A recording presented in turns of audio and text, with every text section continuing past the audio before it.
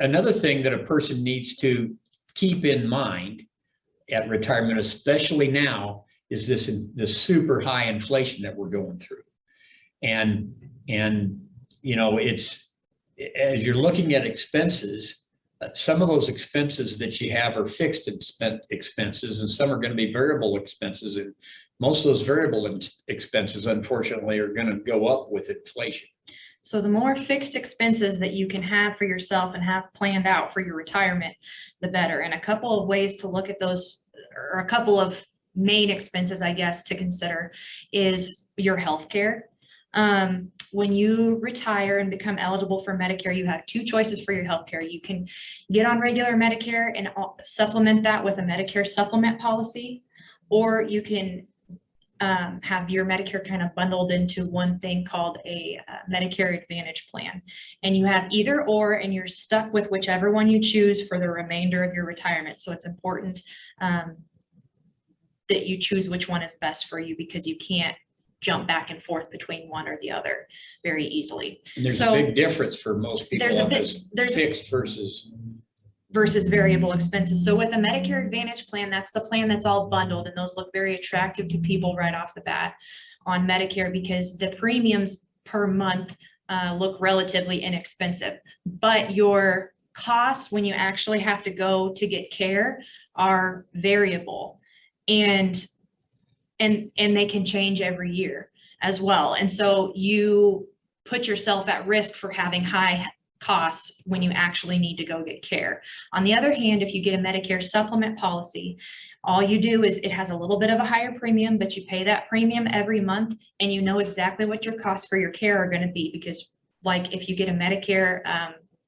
Plan G is the most popular Medicare Supplement plan, and the one that we recommend to people. If you get a Medicare Plan G, all you're paying is your Plan G premium, your Medicare premium, and then you have like a $200 deductible for the year for anything that would go on with your health. So you know exactly, worst case scenario, basically, what your expenses are going to be if you incur any kind of health issue down the line. And so that's a good consideration as well for when you're looking at trying to figure out how to fix your health expenses as much as possible.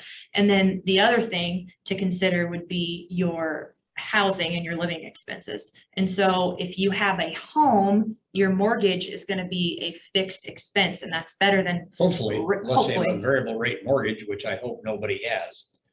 But that's a lot better than renting and not knowing how much rent is going to go up with inflation or throughout your retirement, even in normal inflation. It's just better to have that as a controlled expense rather than one that you have to risk being variable, especially when a lot of people are on fixed income.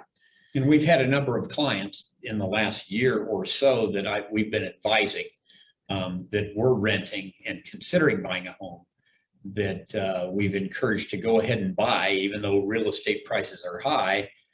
I believe they're going to continue to go up with inflation, and they will. But even more importantly, interest rates are going up, and they've already gone up substantially on fixed mortgages. And so, but they're still at interest rates that you're better off than you could be. And you can lock that in with a purchase of a home or a townhouse or whatever, and lock that payment in, except for probably the rising costs of property taxes and insurance. So that's another thing to consider.